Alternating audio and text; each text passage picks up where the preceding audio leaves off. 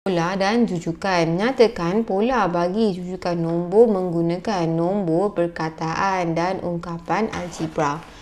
1, 9, 17, 25, 3, 3. Bila nak guna nombor, macam mana kita tengok pengiraan dia?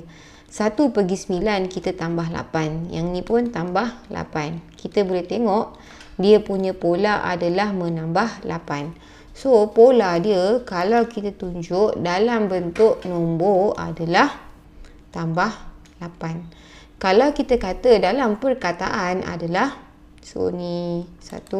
Kalau dalam perkataan, kita tengok kita dapat nombor ni dengan tambah 8 dari nombor sebelumnya adalah dengan menambah 8 kepada nombor sebelumnya. 3. Kalau ungkapan algebra, ni susah sikit lah. Okay. 1, kita tengok. Dia akan keep on tambah 8, tambah 8. Kita akan mula dengan 1. Pada sebutan pertama, dia 1. Sebutan kedua, 1 tambah 8. Sebutan ketiga, 1 tambah 8 tambah 8. Jadi 1 tambah 8 n, di mana n adalah sebutan. Okey. N ni bermula dengan, kita tahu dia macam ni. 1, lepas tu 1 tambah 8. Nampak? Kemudian 1 tambah 8 tambah 8 dan seterusnya. Di mana 1 tambah 8 dan 8 ni akan berganda. 8 darab 1, 8 darab 2, 8 darab 3. Sebutan pertama adalah 1. Jadi, untuk sebutan pertama, dia mestilah 1. Jadi, n mestilah 0. 0, 1, 2, 3 dan seterusnya. Kalau kita ganti balik, pada sebutan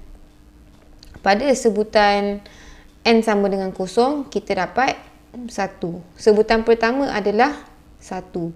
Sebutan kedua bila n sama dengan 1, 1 tambah 8 darab 1 dapat yang ni. Sebutan ketiga bila n sama dengan 2, 1 tambah 8 darab 2. Jadi, pola berjujukan tersebut ditulis sebagai 1 tambah 8n dengan keadaan ni penting. N ni tak semestinya mula dengan 0, dia boleh juga mula dengan 1. Dengan syarat bila kita ganti nombor pertama ni, kita mesti dapat nombor pertama ni. Contoh 10, nyatakan sebutan kelima bagi jujukan nombor tersebut. Kita ada 2, 10, 18, ... Kalau tengok 2 pergi 10 tambah 8, yang ni pergi sini pun tambah 8. Jadi kita boleh buat dalam bentuk algebra. Dia paling senang kalau kita buat bentuk algebra. Okey, ni 2. Nombor permulaan dia adalah 2. Ini tambah 8 betul, 8n. Di mana n mesti mula dengan 0. Kenapa? Bila kita ganti nombor pertama ni dekat sini, kita patut dapat nombor pertama. 2 tambah dengan 0 baru dapat 2. Jadi n mesti 0.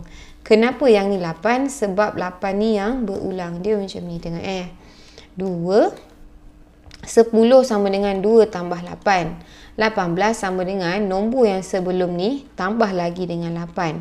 Di mana kita tengok 8 kita ni yang berulang. 8 darab 1, 8 darab 2 dan seterusnya. Tapi kita kena start dengan 0 sebab permulaan nombor kita adalah 2. Kalau sini kita mula dengan 1, 2 tambah 8 dah dapat 10. Sedangkan sebutan pertama kita adalah 2. Jadi kita tahu dia punya ni adalah 2 tambah 8n. Dia nak sebutan kelima. Sebutan kelima maksudnya n sama dengan 4. Sebab kita mula dengan 0, jadi sebutan kelima n sama dengan 4. 2 tambah 8, 4. Kita dapat 2 tambah 3, 2 sama dengan 34. Kalau nombor macam ni kan, dia nak nombor kelima, kita boleh je direct tulis 2, 10, 18, 2, 6, 3, 4. Tapi kadang-kadang dia tak nak minta yang kelima, dia minta yang ke-20 contoh. 20 ni terlampau panjang, takkan nak list satu-satu.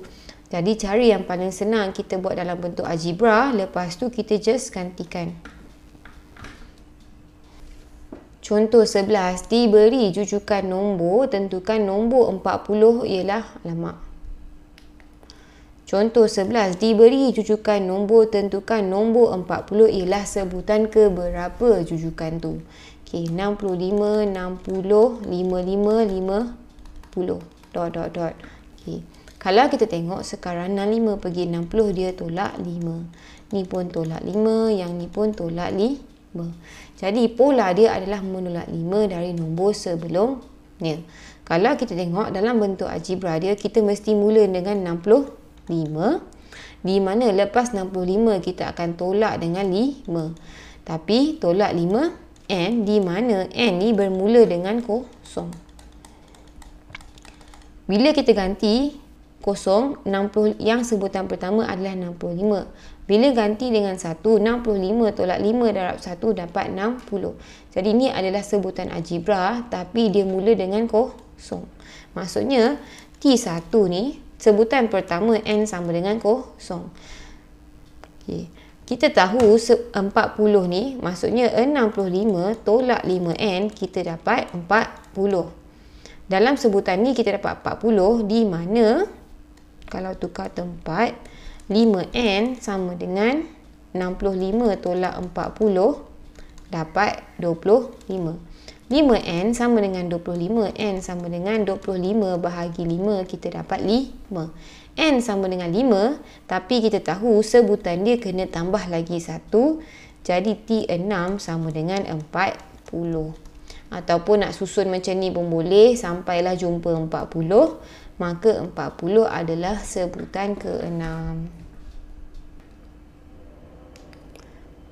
Contoh 12, spesifikasi saiz bekas sederhana, makanan kering dan pelet boleh digunakan semasa disediakan untuk mengatur jadual pemberian makanan. Menggunakan sistem terbaharu untuk mengelakkan makanan daripada menjadi lembab atau tersumbat di dalam bekas penyimpanan.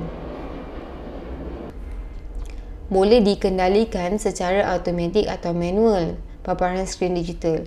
Gambar di atas ialah mesin pemberi makanan ikan secara automatik dan spesifikasinya Eng Wei menetapkan pemberian makanan ikannya 4 kali sehari. Pemberian makanan yang pertama pada 7.35 pagi. Pada pukul berapakah ikan diberi makanan untuk kali yang ketiga? Kita tahu 4 kali sehari. Jadi sehari ada 24 jam. Kalau 4 kali sehari kita bagi dengan 4 kali, kita tahu dia bagi ikan makan setiap 6 jam. Jadi dia nak makanan kali ke-3. Pada kali pertama dia bagi makan pukul 7.35. Kali kedua mestilah tambah lagi 6 jam. Tambah 6 jam. 7 tambah 6 dapat berapa? 13.35 ataupun pukul 1.35 petang. 1.35 petang. Kali ketiga, maksudnya dia tambah lagi 13.35 tambah dengan 6. Kita dapat 19.35 dalam masa 24 jam ataupun 7.35 petang. Jadi kali ketiga dia bagi makan adalah pada pukul 7.35 petang.